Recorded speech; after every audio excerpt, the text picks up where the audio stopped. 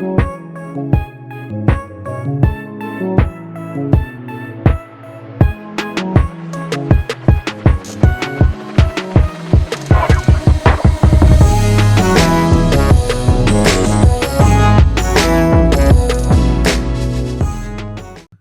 to another episode of the No Ceilings Podcast. I am Tyler Metcalf, joined as always by Tyler Rucker. Rucker, how's it going?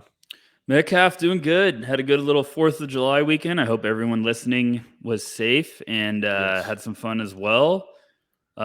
Crazy times, but this is a fun episode because it's Summer League is here. This is probably one of my favorite parts of the entire NBA calendar. And I cannot wait, not just to go to Vegas. I'm very excited just to talk about Summer League hoops, see the incoming class of prospects on the court, and also to see who's been working on their game this offseason. See the sophomores, if you want to call it that way. Metcalf, how are you doing? How was the vacation? It was fantastic. Got to see most of the family. Got the required sunburn on the lake. Beautiful weather, perfect. Good. The dog loved it, swimming constantly, knocked her out pretty quickly with that. So that, that just made life easier. It was nice to just detach and turn off the electronics and whatnot for the most part. Enjoy a campfire, a couple beers, and just good time with family. But like you said, it is Summer League time. It is that weird limbo period where these guys are no longer college players and they're not quite NBA players yet. So it's the best time of the year for immediate overreactions. I'm very excited to see who are the immediate busts after one half of Summer League play and who are going to be soon Hall of Famers, because that's always how it works out. That's never bit anyone in the butt before, but you are going to be there with a bunch of other No Ceilings members. So listeners, if you're there, search these guys out, go say hi. Hopefully they'll be friendly. I'm sure they will. We're a blast.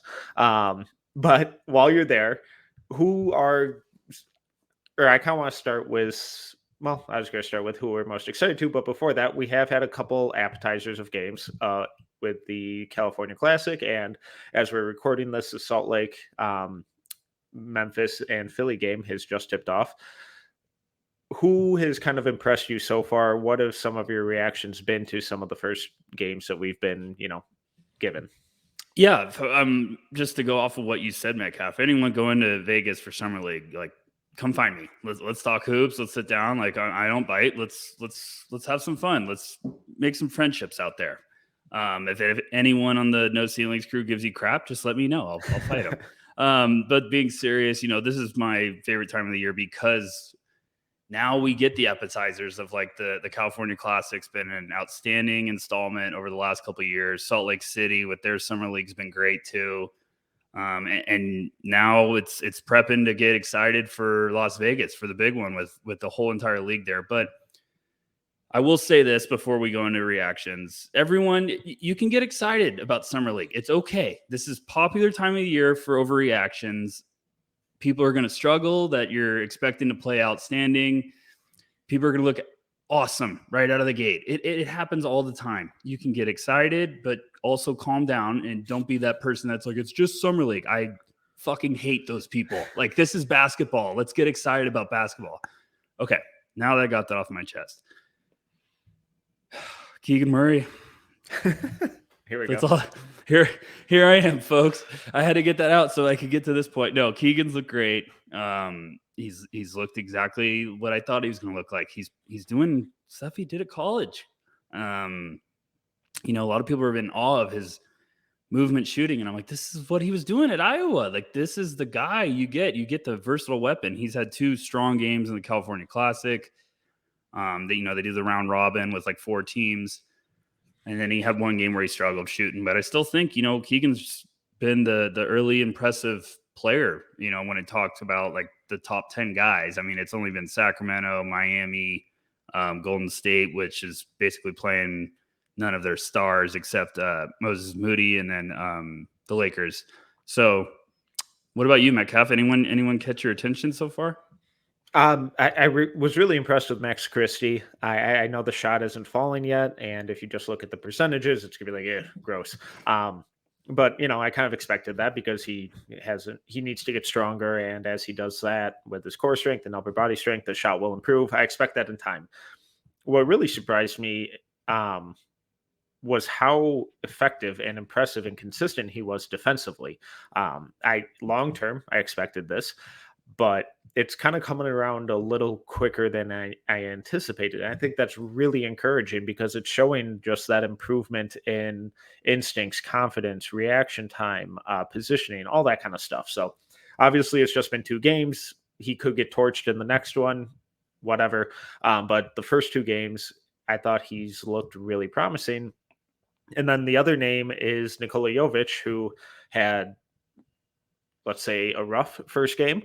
And then today he went out and dropped 25. Yeah, Christy, for everyone listening, like when you watch Summer League, this is an important part of the whole process and a fun little evaluation tool for everyone just watching that is trying to get better at scouting, or you're just watching as a fan. Guys like Christie that, you get drafted in the early second round to a team that might not have a ton of minutes, but they need someone to potentially come in and off the rotation, maybe earlier than expected. Yeah, we're all going to want these guys to average 20 a game. But if you could come in and show that you could hold your own in another aspect of the game, like Christie's making some noise defensively right now. He's really impressed. The shot is going to come around eventually, but don't obsess with what are you talking about? He only had 8 points one game. It's like, well, go watch what he did away from the ball besides scoring. Did he make an impact? I think he's off to a great start, and I still think that could be a complete robbery for the Lakers moving forward. Jovic is, me and you have talked about, we've been lower on him throughout the year, but also this is important to remember that jump for some of those international guys, that's a rude awakening for the first couple Summer League games. They're trying to prove their worth. They're probably moving too fast. So you want to see if they improve after a couple of games. And Jovic had a great game today. Like you said, I think he ended up with 25, but it's going to take time for those guys. And you want to see if someone has a couple rough games, all of a sudden they have that game where it's like, okay, let me calm down and get a shot rolling and find my groove. And that's exactly what the Heat want to see. A guy coming out right away and having 35, it could also be dangerous because then that guy's like, "What? Look at me! Look how good I am!" But I think it's great for you get to see the development quickly, where it's rough game, then all of a sudden it starts to slow down and you see the talent rise to the surface. But this is what I love about Summer League. I mean, everyone overreacts. Everyone watches one game and freaks out and is like, oh, this is the next Steph Curry. And it's like, calm down, guys. Come on. We got a long way to go. Yeah. Well, there are more games tonight and throughout the weekend. The one I'm most excited to see is, and I promise not all of these are going to be, guys at the top of the draft, but I have to start at the top of the draft. And I cannot wait to see what Chet Holmgren looks like. Yes. For my own sanity, I need him to play well because I can't handle the too skinny mafia getting in my mentions and harassing me and abusing me all weekend. I don't have time for you, so please stay away.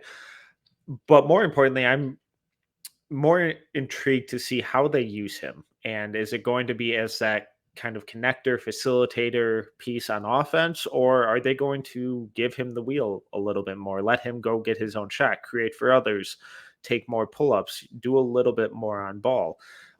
So when I think of guys who I'm so excited to see, and it's more so how they're used, Chet Holmgren is easily the first name that comes to mind.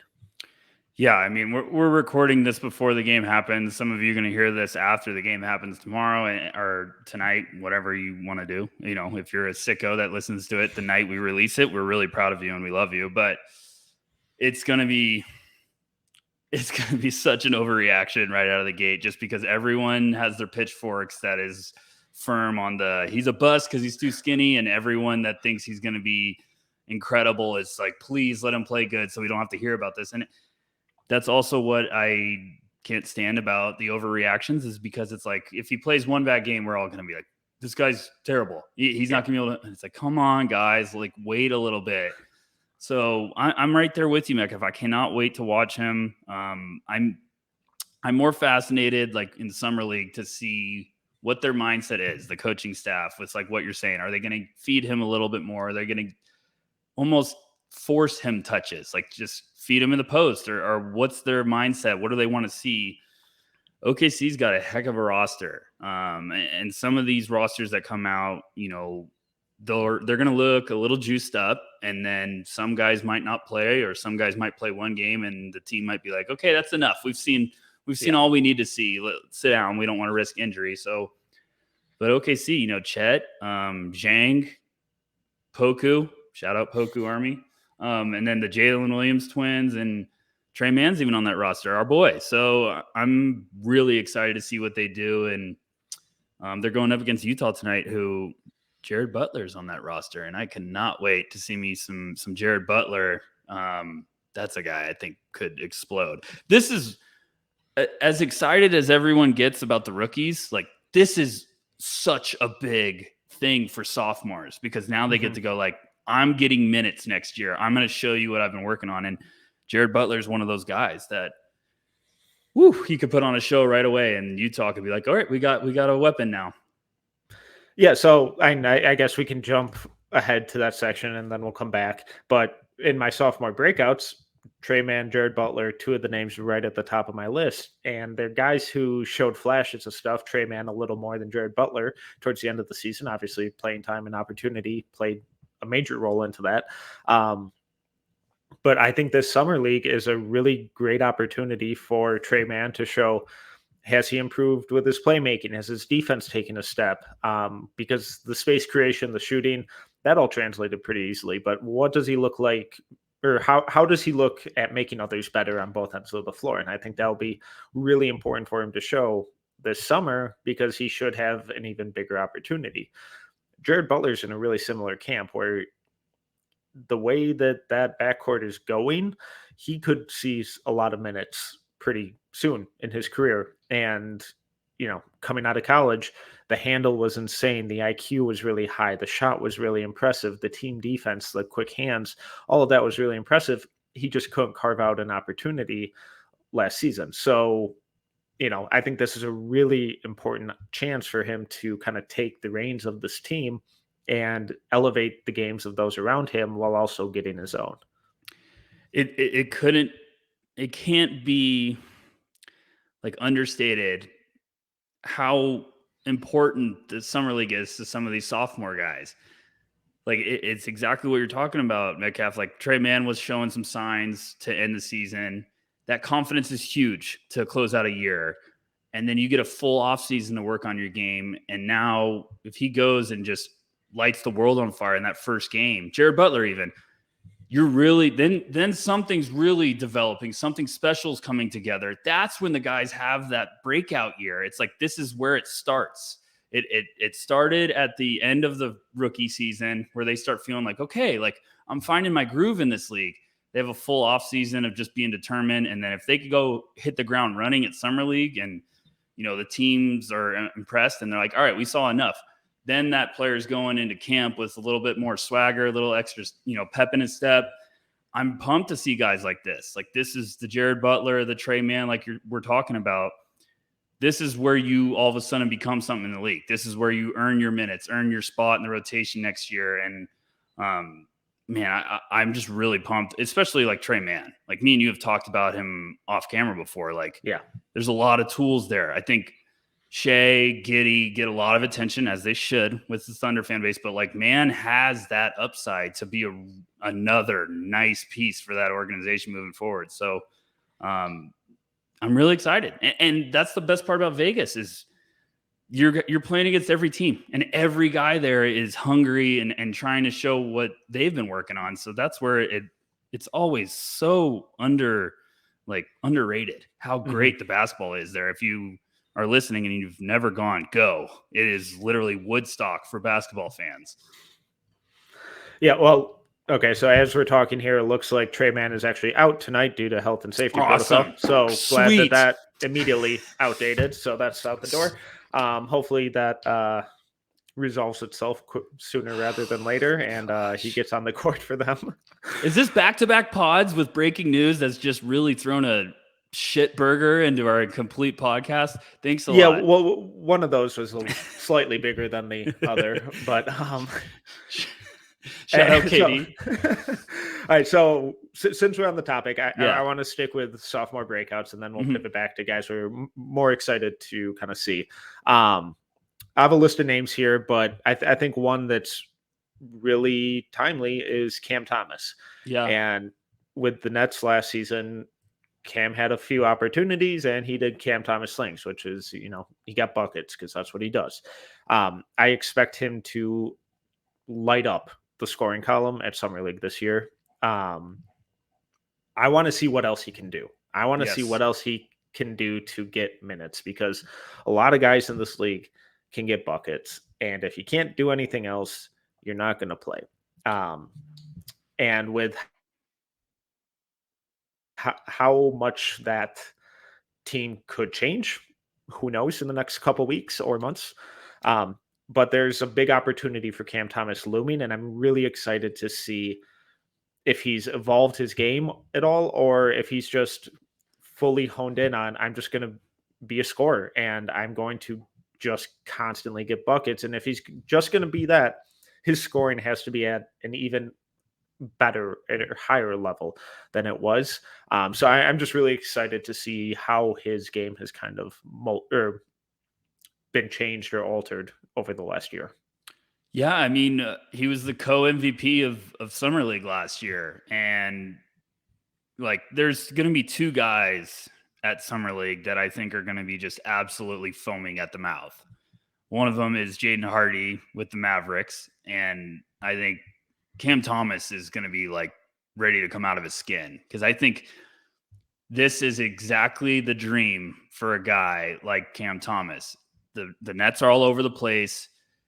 If they move on from KD and Kyrie, there's going to be minutes. Like, I know they're going to get a lot of players back, but there's going to be minutes. And Cam Thomas has an opportunity right now to send a message to the Nets organization. Like, I'm the guy. Like, I have that upside. I can be the guy for this team moving forward. But I'm like you. This is where it gets really fascinating because I know Cam Thomas is going to score. Like, there's no doubt about it. But is he going to go in there and say, I'm going to score 40? Or is he going to go in there and be like, I'm going to score 20 and I'm going to dish out 10 assists? Like, I'm just going to completely dominate the game. That's where it gets really interesting and fascinating because I have no doubt in my mind he might put up a 35 burger in one game. Like, he has that ability. He's one of my top breakout candidates for his sophomore campaign. I think he's just going to be possessed this year. And really excited to see him at Summer League. I joke and I have like a inside joke with myself, I guess. I'll try to share it with the world, but here we go. I always say it's fun to find candidates early on for the quote, too good for Summer League team.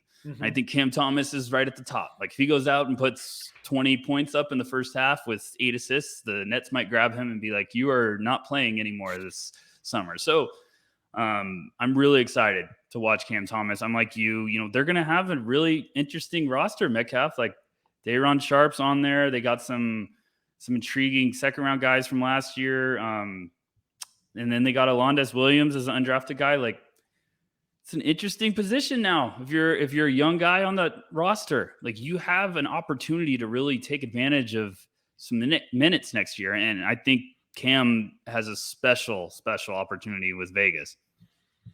Yeah, another sophomore that I'm really excited to see who spent most of his year in the G League, JT Thor.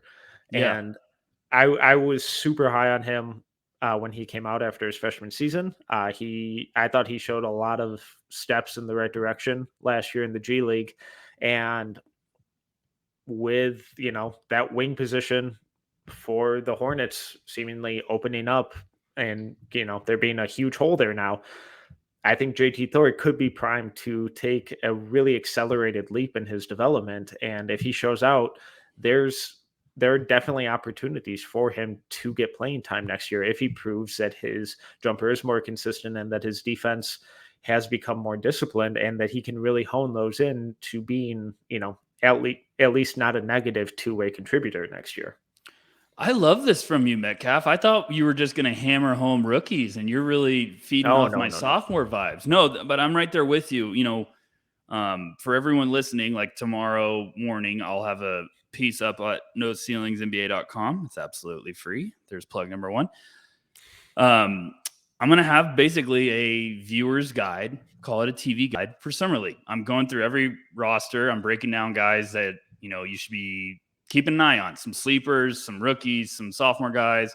Charlotte's got a fun roster. Yeah. And JT Thor's right there. Kai Jones is someone I'm really excited to watch because I wasn't drinking the Kool-Aid last year as a early draft pick. But when they took him, I was like, okay, that's a good spot for him to be, groomed slowly. And then he was buzzing in the G League at the end of the year. Like, it was a different player. So he's going to be really fun to watch. But going off what you said, like Thor, him, they took Mark Williams, they got Bryce McGowan's. I wanted to see James Bouknight, but he got an injury to his pinky. He's supposed to miss all of Summer League, which is just like, ugh. Just But brutal. yeah, so I'm really excited to see what Charlotte does. I think they're going to be one of those teams where it's like you have to watch every game because they might throw down the craziest highlights ever. Like, they're going to run people to death. They got so much length, so much athleticism. It's going to be fun. But Thor's intriguing. I really do. I'm right there with you. That's the one wild card for that team where if he takes that next leap, he had the tools at Auburn. Like, he showed the flashes. Now, if it's coming around and he's taking that next step forward, that's a nice asset for them. What else you got, Metcalf? Hit me with this. I love your sophomore list. Yeah, and the final two sophomores that I think are really primed for a big breakout here at Summer League are Moses Moody and Isaiah Jackson. Obviously, we saw Moody get minutes throughout the playoffs on the NBA champions, and that was just kind of spot minutes here and there for him. And I think this Summer League is a really good opportunity for him to show what he can do in a more prominent role. Has he kind of grown as an on-ball creator? Has his passing improved? How does the both on and off-ball defense look compared to more physical guys? How has he improved his strength? Stuff like that. Obviously, he's not going to go into his sophomore year as or with a more ball dominant role. But if he starts showing flashes of, okay, this now he can attack closeouts and make that skip pass when the defense collapses on him. Now he can run the occasional pick and roll and create a mid-range pull-up or that kick-out pass or a lob to the roller, stuff like that. Those little skills that can then be implemented in different ways helps him grow his role, even if it is still as just a 3-and-D guy. And then Isaiah Jackson, and he started getting more minutes once the Pacer season was basically done towards the end of last year. And with Miles Turner being on the trading block for what seems like the 9th year in a row, Jackson could start seeing a lot of minutes sooner rather than later. So has that shot improved? How does he handle more physical post players? What does he look like hedging on the pick and roll? Stuff like that, I think, is really interesting and could be a great indicator for how much of a role these guys could have going into next year. Yeah, I'm really excited to watch Moses Moody. That whole Warriors team. I wrote about it in this piece going up tomorrow.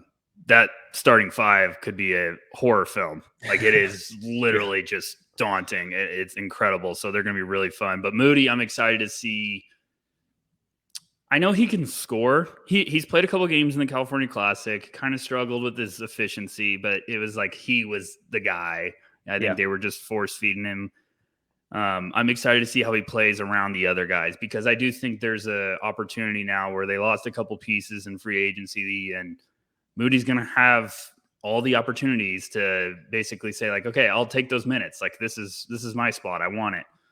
Yeah, and just sorry to cut you off, but in this afternoon's game, he had a couple sequences of passing that were really encouraging. Where there's one where he was on the left wing, took one dribble towards the top of the key, spun back, was at the elbow and made this left-handed live dribble skip pass to the opposite corner. He missed the guy by like a foot. It was towards his knee and it went out of bounds, but that recognition and that ability to create space, I thought was a really encouraging step in the right direction that we didn't see him really ever do, especially at Arkansas. And then another one where he drove baseline, jumped out of bounds, made a one-handed left-handed pass to the guy in the corner. He attacked the closeout. Moody relocated back to that corner. The same thing we see Steph do all the time, and then not drain the three. So I was like, oh, okay, like there's stuff here that's continuing to grow. That's really exciting. Sorry. No, Metcalf, like I'm glad you brought that up. One, you're a machine. Two, that's more important than him going out and scoring 25 on, 5 for 6 from 3-point range. Like doing that stuff will get him minutes because it's the little details. That is exactly what you couldn't have said it better. That is what they want to see with the development. Is like, hey, if you're playing on the court with Clay and Steph, odds are they ain't going to feed you shots. Like the odds are you're going to have to be able to move the ball, play team basketball. That's the bigger, parts of the development you want to see in summer league, especially for a sophomore that all of a sudden has this opportunity to take a serious grasp of some minutes in the rotation. But to go off what you said also earlier, like Isaiah Jackson, I'm so damn pumped to watch. Yeah. I was really high on him as a draft prospect. When he went to Indiana, I was like, they're going to bring him along nice and slow.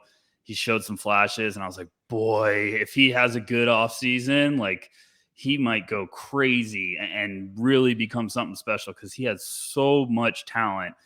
And I'm like, he's one of my guys I'm excited to watch at Summer League. Like I'm going to be watching the Pacers right away because I love their roster, but Isaiah Jackson, I really think has the tools to turn into something. I can't believe you didn't bring up James Wiseman. Have you sold all your stock or what? No, when I was just scrolling through the rosters, I either just missed him or didn't see him on there. He's there, Metcalf. Trust me. Do we think he plays more than one game? What does he do in his one game? 15 and 12. I would sit him. And every Warrior fan can be like, what are you talking about? I'm telling you right now, if he goes out and has a double-double and looks efficient and looks possessed, what else do you need to see? Like, why do you need to see him play 3 more games and potentially, like,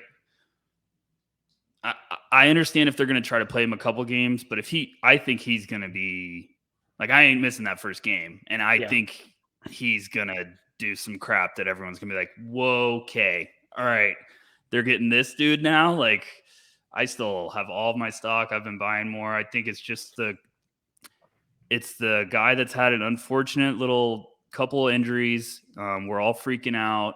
Golden State said, why are we going to try to force you? We're thinking for the next 5 years. I couldn't be rooting harder for the guy. I could not be more pumped for Wiseman. I hope he goes out and puts 20 and 14 in his first game and they say sit. Like, way to work hard, just sit. I hope that's what happens. That'd be great for him. But, oh, man, if he goes out and puts 8 and 6, oh, boy. Me and Corey are going to be fighting off vultures because I think we might be the only ones with our stock still. But I'm just excited to see him. Horrified for Kuminga to be unleashed at Summer League. So you mean the guy who is physically opposing for NBA veterans as a rookie? Yeah, I think he's going to have his way with a lot of guys. Are there any other sophomores that you're really excited to see or make the leap, or or guys who you think could be in prime position, or do you want to jump back to the rookies that we're just really intrigued by? I'll throw out a wild card that I never thought I was going to be saying this. I was a lot lower on him last year as a prospect, and I watched a little in G League. I think he could surprise some folks. Daishen Nix. Is it? How bad am I right now? Do you know how to say that? I hate now the DeJounte Murray guy from 2 months ago has me just a mental head case now. Nix. Is it? I believe it's Daishen Nix. That's what I said, right? Daishen Nix. Yeah, I believe so. Listeners, if I'm wrong, send me a message. We're not trying to be. I love you, Rockets fans. If I'm wrong, I'm so sorry. But, you should be proud that I'm bringing him up. He was putting up some numbers in the G League. There's been some buzz around him this offseason. I'm fascinated to see what he does. I think that's going to be the one that all of a sudden he has a strong first game and everyone goes like, whoa, I forgot about him. And it's like, yeah, he was super young in the G League when it was Jalen Green and Kuminga. He was just struggling and then spent a whole year in the G League, put up some good numbers, and I think trusted the process. And now all of a sudden it might just come alive. And those are the guys you root for the most. So that's my out of the box wild card. Anyone else? I believe he signed a guaranteed deal or like a full NBA deal. So, if anything, that shows that the Rockets at least have some sort of faith or, excitement in what he could be in his potential to be their starting point guard, either later this year or the following year. But let's pivot back to the rookies. Yeah. We talked about Chet. Who's one of the guys where you're kind of scheduling your day around that I have to watch this guy? Ooh. Trying to get out there. I'm trying to, the whole Pelicans team I want to watch. So other than that, I forgot to mention Trey Murphy III. That's my guy. I'm pretty pumped to watch him. Hold on. There's a lot. I'm trying to scroll through everyone. I want to see what Shaedon Sharp can do. I'm great name. I want to see what he can do. I think like, all right, everyone's going to want to see, but I just, me personally, like I feel like I was cooling off a little bit as the draft was coming around on him. And I would love to go and he puts up a solid 18 efficiently and looks like he belongs. I would absolutely love it. And I'm not saying he's not going to look like he belongs. I'm just saying I want him to look more ready to potentially play than you don't want him to look like a guy who hasn't played in a year and a half. Yes. I don't want him to look like a guy that's like, oh man, I don't know if he can play his first year, like serious minutes. Right. I want him to look like, okay, crap, they got a guy. Like he's going to be fun to watch develop. So when you say you were cooling off on him towards the draft, explain that. What does that mean? It was just like, we've talked about this before. The end of the scouting cycle, right up until the draft, you start going back to nitpick it a little bit. Like you just start watching guys to get your final feel around them. And I feel like when I was watching Sharp, there was more questions that kept arising that I was like, okay, I don't know. Is he going to be like, I'm not saying he's not going to be a star.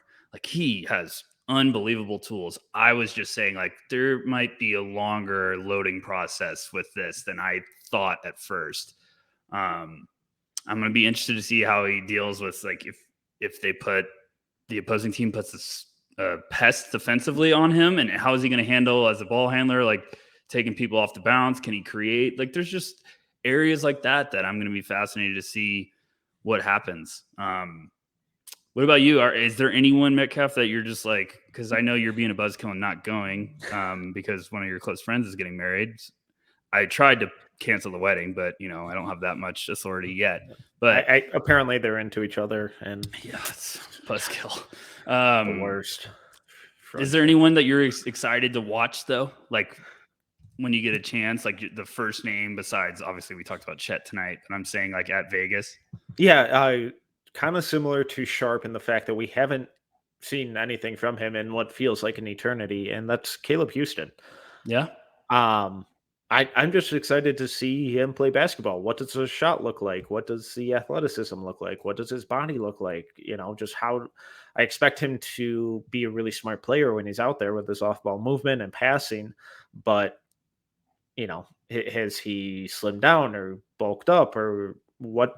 The main thing is the shot. And if the shot's not there, if it never comes around, I really worry about what he's going to be as a player. And I'm not saying that if he struggles shooting this entire summer league, I'm writing him off as a player forever. I just think it's going to be a really good indicator of what we can expect from him in his first year. So just seeing him back in action after shutting everything down the minute his season ended. Yeah. Completely agree with you. I'm still a little shocked you haven't brought up Johnny Davis, and we're more than 30 minutes into this podcast. I don't know what's going on. I'm pumped for Johnny. Yeah. I'm also pumped for him to be alongside Isaiah Todd. I'm pretty pumped to watch Isaiah Todd. Yeah, that'll be a really interesting development because he was even more raw and more of an unknown than Knicks was.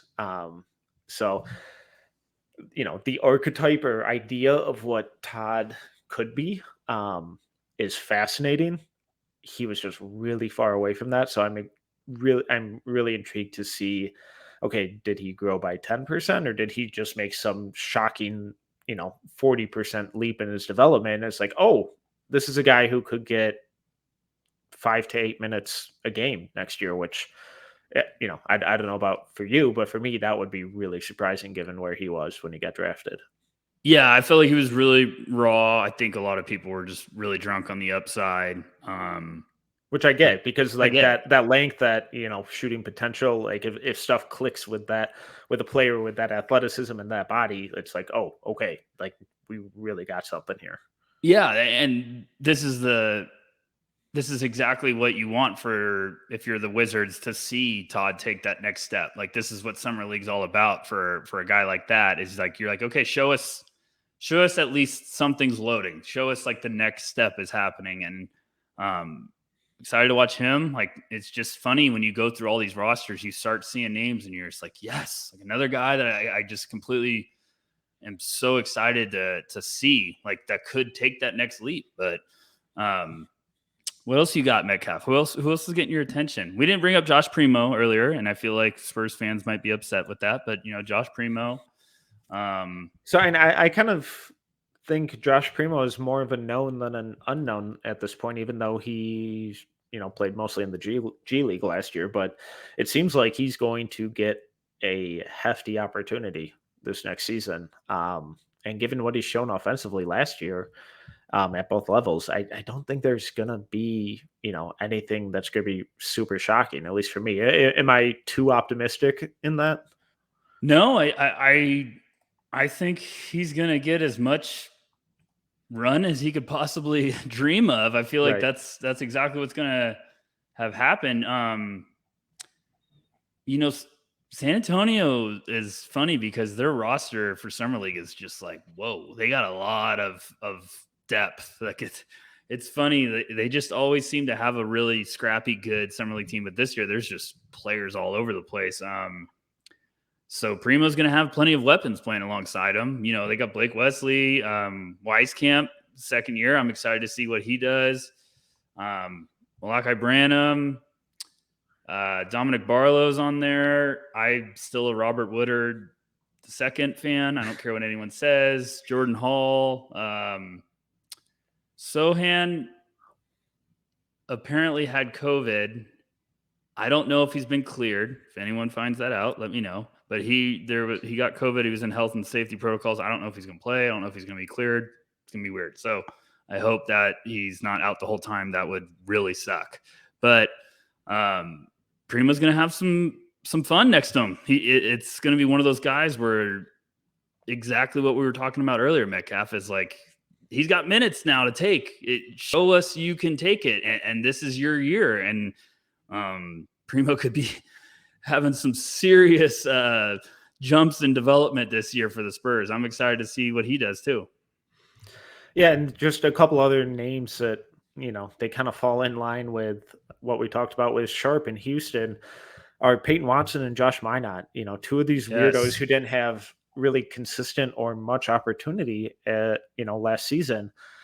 I'm just fascinated to see what they're going to be like against NBA-esque competition. I imagine Peyton Watson is going to be just a terror on defense. It wouldn't surprise me if he somehow has some like 5-5 or 5x5 game. But I'm really intrigued to see how Denver uses him, and I think that'll be a really good indicator for what their developmental plan with him is going forward. I don't really expect him to get many minutes with this Nuggets team, if any, this next season, because he's a project and they're looking to win. So the timelines don't line up. But if they start putting him more on ball as a creator and a passer and facilitator, then I think that's going to give some insight into how they see him developing offensively and what types of tools he has. If they just put him in a corner, I'm going to be a little more concerned about that, because that's not how you play to his strengths, at least from what he's shown in the last 2 years of competitive basketball. And then with Minot, selfishly, because I'm a Timberwolves fan, I want to see what this shot looks like, and if it's as broken as it was, or at least seemed to be last year, or if he's made some meaningful tweaks and there's stuff there that can at least make him reliable or competent from the corners. I'm really excited to watch Watson. There was some footage of practices for the Nuggets kind of hitting on social media, and one of them was Watson just locking up Bones Highland on defense, and I was just like, yep, I'm not surprised to see that. But then he goes down in transition and like wide open three, it's short, he gets the offensive rebound, takes another one, hits it. But it was just like, this is the Peyton Watson experience. I hope they just let him run wild. Like just he's going to make some mistakes. Just let him loose and let him learn from it. I think he's going to be one of those guys where he might have a tough shooting performance, but like you said, you might look up and he had 6, 5, and 5 with 3 steals. And you're just like, okay, if they can just bottle up that player and get him to keep developing, they have something special. I still think he could be an absolute robbery of a pick. I really think they're special tools, especially as a defender, but he's going to need some growing pains. And I hope, like, this is a guy that I hope he goes to Summer League and the Nuggets are like, we're fine. Just go play. You're going to make mistakes. Just get it out of your system. Like, just have fun and worry about the consequences, or not even consequences. Just worry about like learning from your mistakes, like down the road, because he had too many games this year of like, okay, you played a little bit and you made one mistake, get out. And I don't think that's a great way to develop a guy. So I hope the Rockets at any level in any sport. Yeah, I hope the Nuggets are just like, hey, we got a special talent here that we need to let just learn from his growing pains. And I'm excited to watch him. I'm excited to watch that whole Nuggets team. They got some really fascinating names on that roster. All right, well, a little more breaking news here from Shams. Memphis Grizzly number 38 pick Kennedy Chandler has agreed to a 4-year, 7.1 rookie deal, 7.1 million rookie deal. He has the largest guaranteed salary at 4.9 for any American second round pick. So your boy locked up for 4 years. Is that even more interesting after the Tyus Jones re-signing? Maybe a little bit. I don't know. I feel like the Grizzlies' salary cap should be more of a mess than it probably is, but I don't have their whole numbers in front of me. But yeah, and it is intriguing. It wouldn't surprise me if Tyus actually ends up getting shopped or sent off either this year or next year, because I believe it's only a 2-year deal. I think 2 years, 30 million or something like that he signed for. That makes sense then. Yep. For, a contender that's a point guard short or something at the trade deadline, they come and pay $1.25 for him. Now at least they won't be completely left out to dry without a backup point guard. So I think it just gives them a little more flexibility if suitors start calling during the deadline. Yeah, I mean, I'm still very high on Kennedy. I think the Grizzlies have a plan. They're going to be so much fun at Summer League. I mean, if you're listening to this and you were watching them tonight, like, you can already tell Memphis is just going to be rolling out lineups left and right. They got a stacked roster, so they're going to be fun to watch. It's always funny too. Like, he signed that contract. Did he sign that before the game and it just got reported, or did he do it like in the middle of the game? That would be the funniest thing ever. Because Shams tweeted it out at halftime, so that would be amazing. Just in the tunnel, just signing on his way back. His agent's just sprinting, and he's like, "You got to sign this right now." But But good for him. He's having a solid game. His first summer league game, he's got 6-3, 2 steals, 2 blocks in 15 minutes. It's pretty solid. It's my boy Kennedy. I love him. Man, I love this time of the year. I absolutely love it. I'm so pissed you're not going to be in Vegas, Metcalf. Yeah. Just a jerk move, man. Yeah. What else you got? What else you got? Hit me. The last 2 freshmen that I'm really excited to see, and then I want to hear a couple of yours, are Patrick Baldwin Jr., who hasn't played in the California Classic yet, and Jean Montero, against real competition. Sorry, Overtime Elite. Don't mean to slander you like that, but it is what it is. I want to see, was last year the outlier for Montero, or is he more of the guy that we saw the year previous with his international stuff? Because those were 2 completely different players. And this is a really good opportunity for him to show what he actually brings to the table and if he's going to be an NBA guard or not. Obviously, it's not do or die for him in the scenario, but if he shows out and that he shows better processing on both ends of the floor, where his decision making is crisper, his passes are more consistent, his shot selection isn't as atrocious as it was. He's not out there just doing whatever he wants for the sake of it, but he's out there actually playing basketball and making his teammates better. Then it's like, okay, this guy is an absolute steal, and the fact that he fell to undrafted is a disgrace and is going to make a lot of teams really regret a lot of things. But if he goes out there and is just throwing the ball all over the place, jacking up horrible threes, struggling to finish at the rim, is just aimlessly wandering again on defense, then it's going to be like, okay, like what happened? Where was the disconnect and what went wrong? So now that he's playing NBA guys and, guys who are his age, his athleticism, his skill level, what is he going to be? And I think this is a really important stretch of games for him.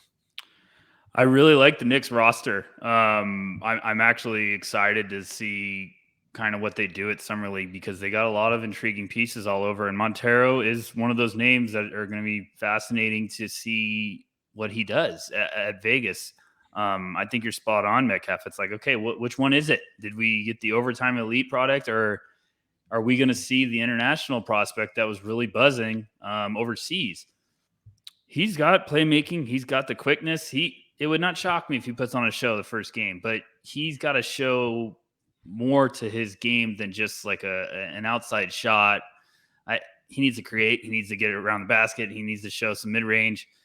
There's talent there for sure, but I really like a lot of guys on their roster, and I'm pumped to see what Miles McBride can do. That's another sophomore guy that I'm really excited to see, and they're kind of going to be fighting for similar spots, and Miles McBride is a dog. He's going to be battling with them, and but that roster is going to be fun. They got Quentin Grimes, they got Trevor Keels, they got Amir Sims, Jericho Sims, a lot of guys that are intriguing. Fron Hunt has got crazy bounce. I'm excited to see what he can do. I think he's I'm glad you brought his name up, because if he shows any sort of a consistent 3 off the catch, he's a guy that could play in the league as obviously not a starter or star or anything, but as a role player, a guy, a Royce O'Neal type, Dorian Finney-Smith type. Obviously those guys would probably reach, the higher levels. Those would be like awesome outcomes for him because they're starters on,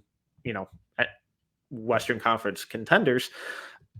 But he has that type of athleticism and defense. If that shot comes along at all, it's like, okay, this is a really important name to keep an eye on because that athleticism is freakish. Yes. He was one of the guys I was writing up all the rosters. And when everyone listening, you'll see when you read the article tomorrow, like I have notables listed. I have guys like, hey, this is a name to keep an eye on. The moment I saw Hunt, I was like, oh boy, like you got on the edge of your seat. Like, please, like if that shot comes along, he has if you're looking for a guy that might just absolutely destroy someone on a poster, it could be him. He's a leading candidate. Like he has stupid bounce. Like it is unbelievable. Like Metcalf's not kidding. If that shot just comes along, he belongs in the league. Like he has that tools, that talent. So I'm going to be fascinated to see him. There's But there's guys like that all over summer league. There's guys that it's just like if you have that one weakness that all of a sudden took serious strides in development, teams are going to see that and they're going to be like, okay, you got our attention now. Like it's starting to come along, and the Knicks are going to be fascinating. Like I'm right there with you about Montero. Like I want to be wrong. I want to be wrong, but he's got Deuce ahead of him. He's got Keels in that mix. Like Daquan Jeffries is on that roster. I love Daquan Jeffries. Like they got some talent there, but Montero's going to have to really wow, and he's going to be motivated. Like he's going to be motivated. Like, are you kidding me? You didn't draft me? Like he's going to have to showcase that he belongs in this league, and he's going to have to do a lot. Like he's going to have to be one of the better guys that's been buzzing because he's got a stick. All right. Well, so we're obviously excited for the rookies just to play NBA competition. We're excited for some of these sophomore breakouts, guys who have found their confidence and, the speed of the game they've caught up mentally. But I'm really excited to see which one of these older guys breaks out and is like, hey, I deserve to be on a roster, because every year we get at least one. Last year, I think Max Strus was the obvious one, or the biggest name, or at least the one who made the biggest impact throughout the season. And he really stepped on the stage when he came out, hit that buzzer beater, and was like, yeah, obviously I did that. Of course I did. Look at me. Some of my favorite guys who could potentially fit into this are Tyshawn Alexander, Isaiah Livers, Zylan Cheatham, and John Petty Jr. Guys who, I was a little higher on than consensus when they entered the league, and I'm just really intrigued to see if anything really clicks for him, because it seems like it may be, I don't want to say last opportunity, because you never know with these guys, but it seems like they got to show something in the realms of taking meaningful steps. Wait, have we never talked about this? I'm like the biggest Isaiah Livers fan of all time. I had a first round grade on him. Yeah, I did too. Nice.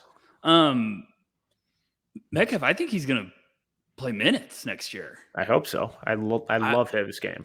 There's a spoiler alert. I have literally a section written about him in this preview, and I'm literally like, I could not be more excited to watch Livers. I think this is exactly the prodigal son of summer league sophomore year. Like he missed it all his first year. He missed preseason. He was recovering from an injury at the end of the NCAA season.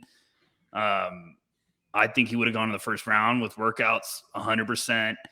And I think he's exactly the missing ingredient that Pistons fans are needing for that team to even keep moving forward. It's like if Livers becomes the sharpshooter that we think he's going to be, he's a great asset because he can play. He's a smart basketball player. I love how he plays the game. So I'm pumped to watch him. And I'm trying to think of some other guys. I had another one. I forgot to tell you. I need to tell you this while we're on the air for everyone listening. I saw something today that I think you're going to get excited about. Oh, I think Procida is in Vegas. Yes. Now, everyone listening, I'm not Shams. I'm not Woj, but aggregated. Saw someone on Twitter post something, and it was like Procida posting an Instagram of him in Vegas. And then I realized he was part of the Durant trade, I think. So that's why they can't officially announce it. Now, I've been monitoring this because the Pistons officially put Durant on the roster. So I was like, okay, why can't you put Procida? So I don't know. I'm just saying. Play him, cowards. No, I'm looking right now. Okay, so Detroit doesn't have Durant on their official social media post. They don't have Durant on the roster, but there's an asterisk that says roster subject to change. And I think it's the stupid wrinkle that I hate every year where they can't play until the trade's official, so they might miss a game. But the Procida post was a very, very exciting development that I was like, oh my goodness, like this is erotic. So I wanted to make sure to mention that to you on air. Now I'm off track because I'm too excited. Well, if Gabriel Procida is playing, that's prime time appointment viewing. Yes. Especially with Ivy and Durant. God, and hopefully Cade. Probably not hopefully, because Cade is too good and should not be Oh, playing if he summer league. plays, I'm going to fight Troy Weaver. I would be cool if he just played like the first half and put up like 15 and 10 and just had a lot of fun with Durant and Ivy. But yeah, he's probably out of that class of guys who should not be playing. Yes, 100%. But I mean, Prochita plays in summer league and throws down a dunk. I'm going to be a dangerous human being in that city. But yeah, I mean, I'm going off a post I saw. It looks like he's there. I don't know why you'd be there if he ain't playing. So I think it's just a formality. Like they can't announce it until the trade's official. It's the stupidest rule because it's like it ruins the summer league previews for guys like me that are writing a completely humongous blog. Yeah, I don't know, but I couldn't be more pumped. I'm foaming at the mouth. Everyone get excited. If your rookie plays great, shout at the top of a rooftop. If they play bad, don't worry about it. It's okay. Yep. That's the rules, and we're sticking to it. You got anyone else, Metcalf? Or no, I'm looking right now. Yes. So Prochita was considered in the Blazers trade, so I think they can't maybe officially announce it. Okay. So what was the Blazers trade? Jeremy Grant and so there you go. Maybe they can't. I don't know. Whatever. You know what I'm saying? Fascinating. Well, yeah, I know we've missed a bunch of names for rookies. Obviously, we're excited to see Paolo and Jabari and all those guys. Course. They're obviously sophomores that we missed who are going to have big breakouts. I expect Kuminga to play really well. I expect Jalen Suggs to make a leap and look better than he did last year. So just because we didn't mention him doesn't mean we hated him. Wasn't he? I don't even know if he's on. Hold on. Oh, that's interesting. What? I got it for you. This is what I'm doing, folks. He wasn't even on it. Well, look at that. Admiral Schofield is still on it. I am not selling any of my stock. Oh, Captain, my captain. I'm going to throw one more. Stop it, Metcalf. You have your guys you like too. Stop it. Knock it off. I'm a big man on the Bucks. I can never say his last name right. I couldn't be more pumped. Sandro. Mamakulashvili? Yes, I wanted you to say it. I couldn't be more pumped to watch him. I had one more. You know who I'm pretty pumped to see? And he's on the roster is Mr. Brandon Boston Jr. Yeah. It's a good one. It's going to be fun. Okay, enough's enough. We got to do this. But look at the time. No, we got to do it. The people want to know. How are we feeling? Rudy Gobert acquired for 97 trades or 97 picks. How do we feel? Sorry, 98 picks. It was a lot. I don't know who they were bidding against that the price got to that. I'm not super excited about mortgaging the entire future for a center entering his 30s and who's going to cost $47 million in 2026. Those wouldn't be at the top of my favorite things. Oh man. But it's tough because I don't want to undersell how good of a defender Rudy Gobert is. And he is a historically great defender. He immediately improves their rim protection. He immediately improves their defensive rebounding, 2 issues that killed them in the playoffs last year. I think the concerns of him or the criticisms of him getting played off the floor in the playoffs are a bit overblown because there wasn't a single other player on that Jazz team who really defended at all these last 3 years. So I think he had to cover up a lot. And that, obviously you don't want him switching on the perimeter, but when he does, I think there's still more good than bad when that happens. And yes, I'm very excited for everyone to respond with the clip of Steph Curry turning him in circles.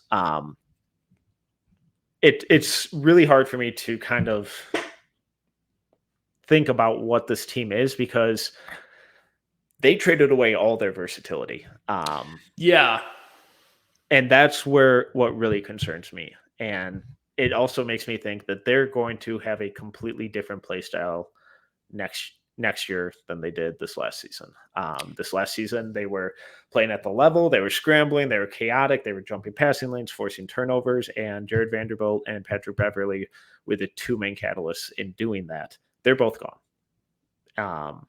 So that issue of athletic, versatile wing defenders that Gobert didn't have in Utah is quickly surfacing again in Minnesota. Anthony Edwards has the potential. He still has a ways to go. D'Angelo Russell isn't the best on point of attack defender. Jaden McDaniels is awesome defensively. He fouls a ton. How much of that is him just not trusting who's behind him, protecting the rim? Maybe that changes with the Gobert there. I think Gobert takes away at least a foul a game from Cat. How Cat switches on the perimeter, I think he's better out there than people want to give him credit for, and that showed up a lot last year. So it's just tough because defensively, there I think it's going to be a completely different scheme, and I don't know how it works, and I can't really accurately criticize it because it's just something completely different. The main criticism is the cost. I don't know who they were bidding against that would drive up the price that high. And I guess the only saving grace is that they kept McDaniels out of the deal. It was when they pulled it off, I was like, my goodness. And I was like, what a move by Tim Conley. I was just like, awesome. Like, I was just like, whoa, this could be humongous for them. Then you saw the details and you're like, whoa, all right, you're really going all in on this idea. And everyone was joking like he's wanted him ever since he was with the Nuggets, blah, blah, blah. I was like, stop it. He's got an idea and he's looking at Rudy Gobert and being like, this is exactly what could unlock this idea. Because if it works and you have that length is stupid now. Like it is Gobert and Towns, and now you could play Towns a little bit on the perimeter and they could play off each other. It'd be great. It's a gamble, but it is also just Conley saying like, this is what I believe and I'm going all in on it. And if he's right, then it could make them a force. And I liked the Kyle Anderson pickup. I thought that was sneaky. But it was just like, the point I kept coming around to was that the depth just got annihilated. And it's like, that's your versatility. That's what made the Timberwolves so fun last year, is just because they just had guys that's like, okay, next, go after, cause chaos. Yeah. And now Vanderbilt getting in that, I was like, whoa, that's big. But as good as he was, I think still McDaniels, you had to keep him out of there. So if you have to pick one of them, you have to keep McDaniels. Oh, yeah. It's a great leap of faith for McDaniels because they're saying, hey, it's your time. We need you. And I think it could work. I really do. And I understand, like, the picks were humongous. I understand everyone saying this right now. Like, that was so many. But they're not getting Rudy Gobert as a free agent. No offense. Like, Rudy Gobert is not going to be like, I'll go to Minnesota. Yeah. Like, and it's just, I'm being realistic here. Like, sometimes when you're on that trade market, you might have to overpay to get a guy to stay there for a long term. And that's probably what Conley's thinking. And I'm going to be drooling for it to work, because then it's going to bring back this idea of the Twin Towers. And I've always said, like, someone's going to be bold enough to do this. And if it works, it could switch the league back to be like, wait, we could play with two bigs again. And I would be like, yes, old school basketball's coming back, boys. Right. Like, but I'll be fascinated because defense is going to be fun. You're adding a serious weapon behind you now. And Towns is probably going to get a lot better. Anthony Edwards, if he takes another leap forward, my goodness. D'Lo's got another intriguing pick and roll mate now. Like, you can see it working. It's just going to be fascinating to see how the rest of the tools come to, to play. Like, what's their bench right now, Metcalf? Like, what do you think is besides like Jaden or Slow-Mo, like, who are we looking at? Is this just a Jordan McLaughlin? Like, Yes, I think starting five will probably be D'Lo, Ant, McDaniels, Cat, and Gobert, Yeah. which is an incredible amount of talent. Like this Yes. is one of the best teams Minnesota has ever had, at least on paper right now, um, which is both really exciting and really depressing all at the same time. So that's fun. Um, Off the bench, I mean Jordan McLaughlin, who Chris Finch loves, I love and him. I've I loved him since same. he was in the G League and he He's couldn't get on a roster. I was like, what am I missing here? This dude is a rotation guard. Sorry, Yeah, go ahead. so he's just a really sound backup point guard, and I think he's going to get a lot of minutes. The expectations are really high for Jalen Noel this year. Finch Yeah. has said multiple times this offseason that Noel should have gotten more minutes last year, and he's a really dynamic scorer. I think there's a lot to his game that if he takes a jump, it will be huge for that second unit. Kyle Anderson is really important. I really like that signing. Torian Prince back on a really team friendly deal. I think he's going to have a big role to play again. That's kind of it though. And Malik Beasley was one of the best high volume 3-point shooters in the league last year. That's out the window. Um, They sold high on him. They've been trying to move him. Yeah. I feel like they sold at and this isn't a shot against Malik Beasley. I'm just saying I think they sold at the highest point for him. Yeah, and there were obviously other issues that we don't need to talk about with Beasley, but so I'm not saying that I'm heartbroken that he was part of the deal, but just how that changes their offense because they're going to be less perimeter oriented. Their horizontal spacing has gotten worse, but their vertical spacing has significantly improved because they don't have a guy on the roster who can be a lob target. And, I know Rudy doesn't have the best hands in the world, but catching lobs and finishing off the roll, he's pretty good at. I'm not excited to hear about screen assists a million times a game, but he's a really good screener. And, we saw D'Lo have a lot of success with Jared Allen in Brooklyn. And that's a similar type of offensive player, at least to some extent. So I think their rim pressure is going to significantly improve because guys like Jalen Noel are also really good at getting to the rim. I think their outside shooting is going to take a step back. Yeah, I mean, it's going to be weird. I think they're going to be a better regular season team, and they should be fighting for home court advantage. How that translates in the postseason, though, where it's a completely different game, I have a lot of concerns about because you don't have any real flexibility. If a team goes small, you got to be okay with sitting a guy making 40 plus million. And I'm not sure that this was the best way to kind of allocate that much of the salary cap where you could have just kind of brought in the Nerlens Noel-esque type of rim protectors and rebounders for a couple million. You bring in two of them. Okay, so now if you need to go big, you can for cheap. Otherwise, you keep spreading the floor with shooters and athletes and versatile defenders and then put Cat at the 5. I don't know. It's a swing. It's a big swing that is going to dictate basically the next decade of Timberwolves basketball. Yeah, I mean, I love it because it's a gamble. They might say to hell with it. If you go small, we don't give a shit. We're going to play big. We don't care. And that's, it's really bold, but it's also like, if it works, you could change the league again. And I'm not saying that move's going to change the entire league, but it also could just be a point of them saying like, we got an idea. We're going to roll with it.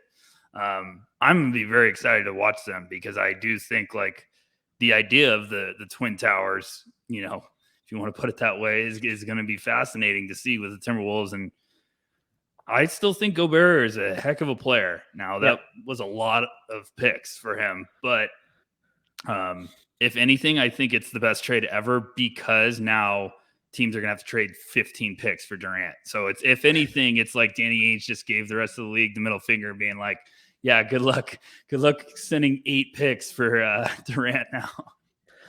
And at this point, I'm kind of hesitant that the Durant trade happens this year because they keep adding pieces. And when you look at that roster, they are stacked. They have so much talent.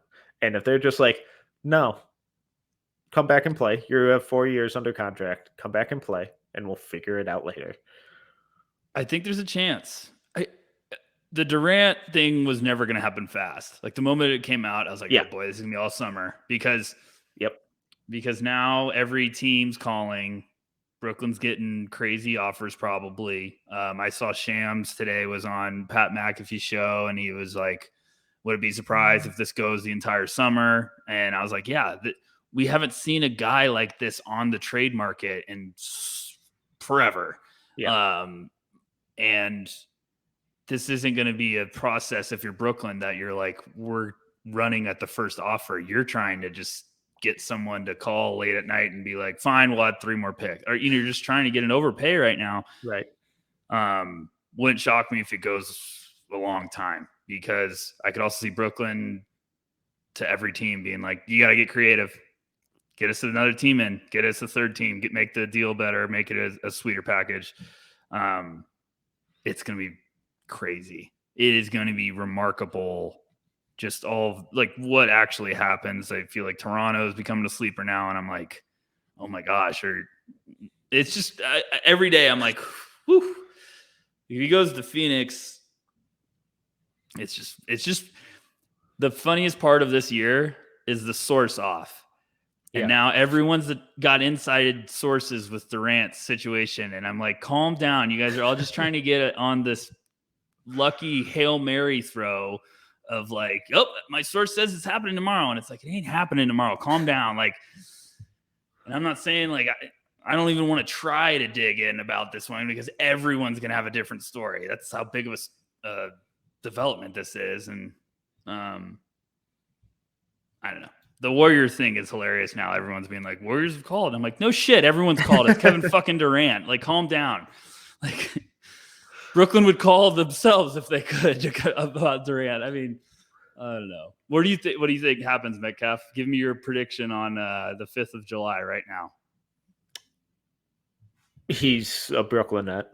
I don't think they move him, because I don't think there's obviously not a single trade that would bring back compensatory value, and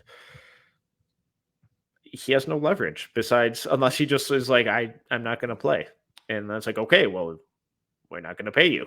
Yeah, I don't think he's gonna. Yeah, I don't think Durant's a sit out guy.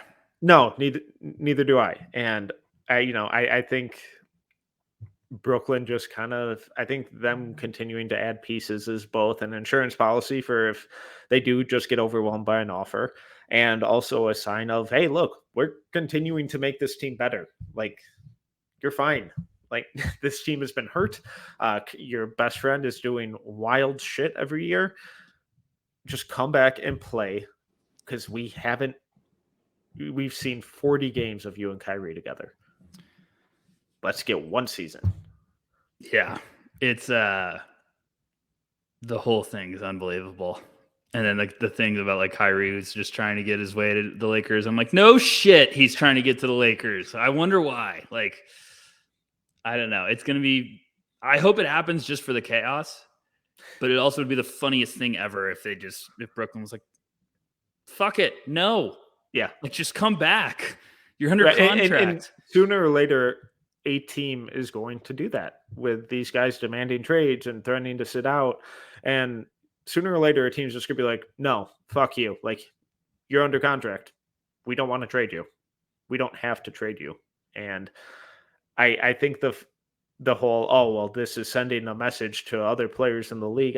I feel like that stuff gets so overblown, because when you offer a guy 5 years, 80 million, is he going to be like, yeah, but remember how difficult you were with that other guy like 5 years ago?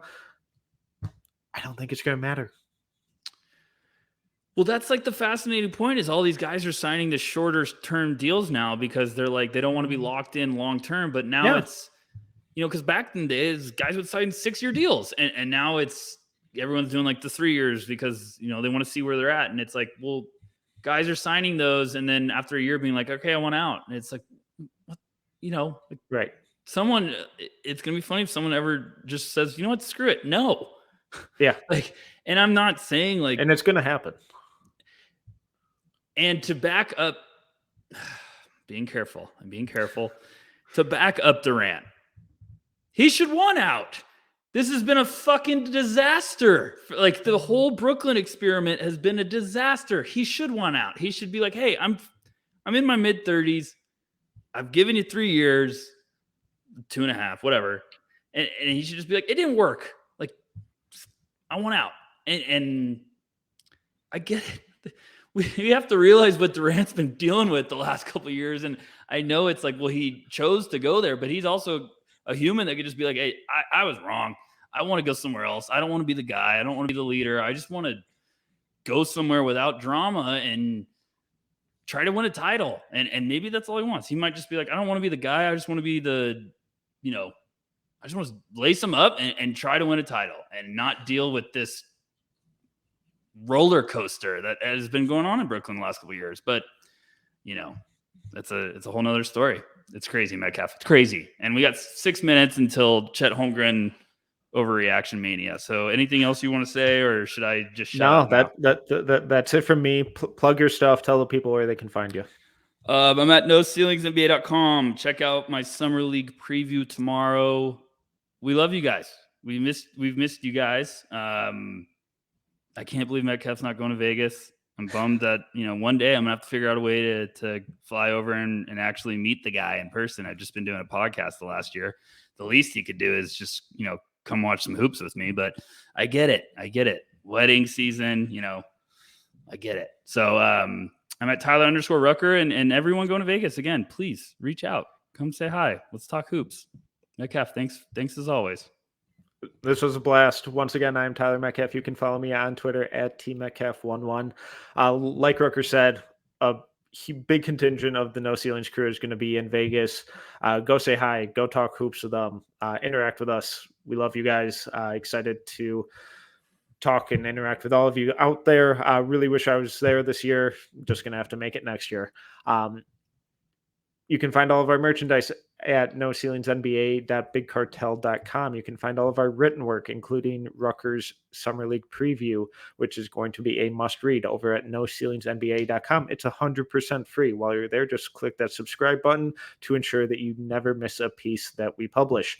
You can follow us on Twitter at NoCeilingsNBA and on YouTube at NoCeilingsTV. If you enjoyed this episode, please make sure to subscribe, leave a review, and 5-star rating. Until next time, see ya.